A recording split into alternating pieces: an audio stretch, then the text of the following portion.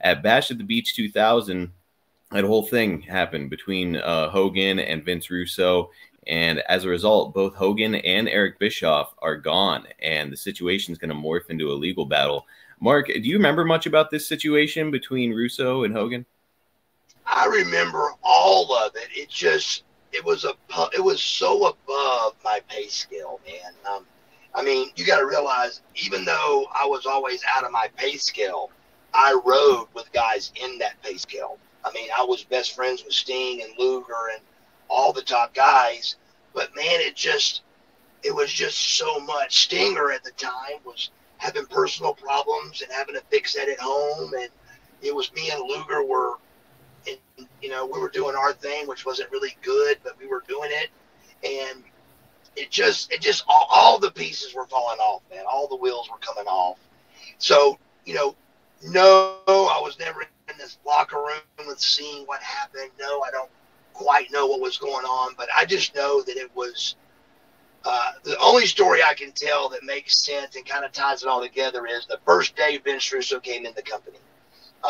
Vince Russo came in the company, and he had a talk with what he considered all of the A talent. 30, 40 guys maybe was what I would consider. I would not choose me being one of the top guys, but they did.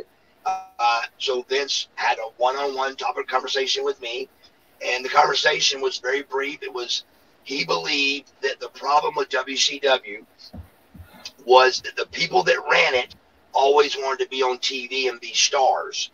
Like Dusty and his friends and his stars. It was when Flair ran it, his friends, his stars. And then here comes Watts, his friends, his stars. And then Bischoff came, his friends, he was a star. And that's what Russo's story was. That was the problem with WCW. So Russo, to me, and supposedly to everybody else once we talked, stated that he would never, ever show his face on television with WCW. Now, I'm not sure if you watch WCW much, but I did. That didn't last long. That's why it started with the Harris brothers talking, and you could hear his voice, but they were doing all the actions. I don't know the timeline, but it wasn't long before I think he was the world heavyweight champion. Right. So didn't just put himself on it, became the champion of the company.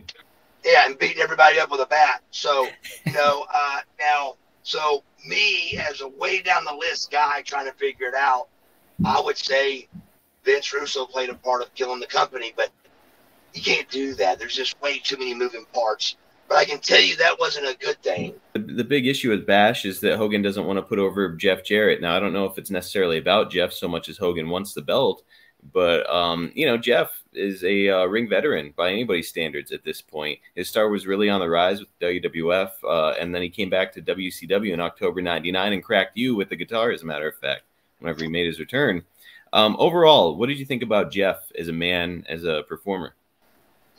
Oh, I think Jeff is great inside and out.